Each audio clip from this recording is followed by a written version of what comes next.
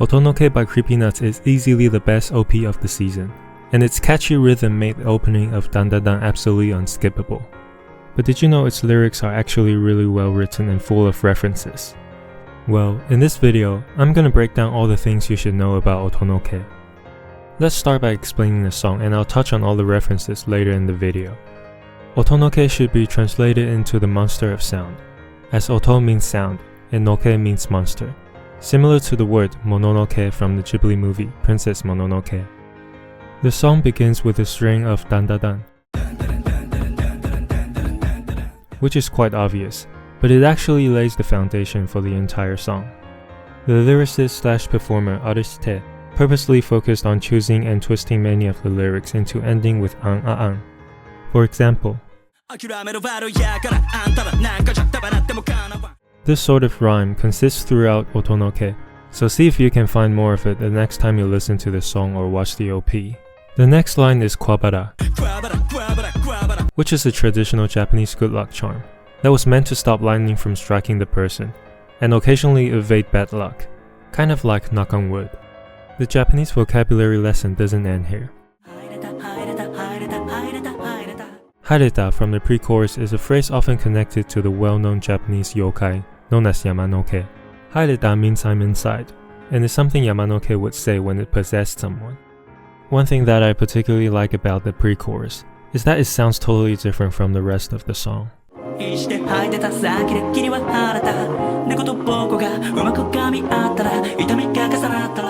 The melody is much slower and calmer, while Arishite is singing a lot more softly. I think it perfectly reflects Dandadan's story. The main characters spend most of the time dealing with villainous monsters that seem evil, but there's often an element of sadness and kindness in them. The lyrics also hit extra hard once more monsters and their backstories are introduced. Moving on to the post-chorus.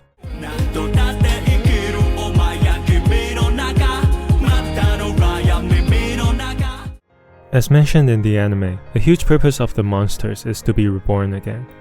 And since Arishite claims himself as Otonoke, the monster of sound, these lyrics can be interpreted as CreepyNuts is going to live on by hunting all of us listeners with their music. One little extra piece of information, for all the EDM fans, if you think Otonoke sounds weirdly familiar to Bling Bang Bang Born, that is because the composer DJ Matsunaga adopted the Jersey Club style beat pattern for both songs.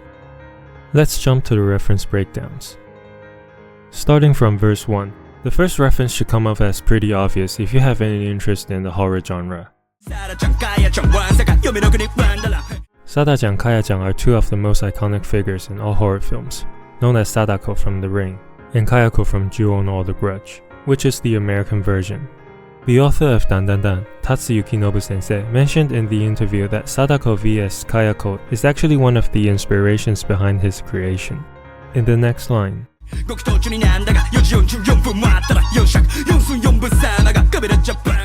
444 is regarded in Japan as a time of bad omen, as yon can also be read as shi, which also means death. So, when 444 arrives, the 4 Japanese food, 4 Japanese Sun 4 tall monster will be coming at you. While it is a reference to the famous 8 Japanese food yokai, when you turn it into centimeters, you'll get roughly 168 centimeters, which is Arishite's height. The references in verse 2 are even more mind-blowing with tons of cameos from other popular animes. Tsumiageteku, Top of Top, is a callback to the lyrics of CreepyNuts' major hit Bling Bang Bang Born, to the Ichiban Ue. Onido Chambara is a reference to Demon Slayer, and the lyrical Chainsaw Massacre is a reference to Chainsaw Man, although I also like to think it's a nod to the iconic slasher film, Texas Chainsaw Massacre.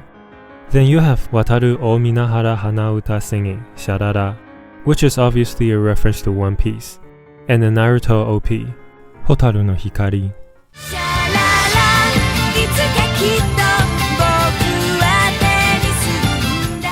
And that's not the end of it.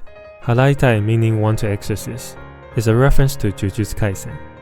Lastly, the second verse finishes with Koyu koto ka yo Shyamalan, which is a reference to the famous director M. Night Shyamalan, who has been rather hit or miss with his films lately.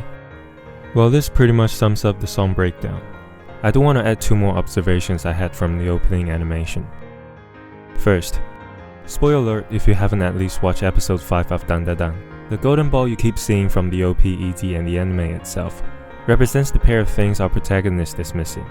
But in Japanese, Kintama, which directly translates into golden ball, literally means nuts. Second, do you see what I'm seeing? That's the end of the video. Please leave a comment if you want to add additional information about the song that I might have missed. This has been Cushion. See you next time.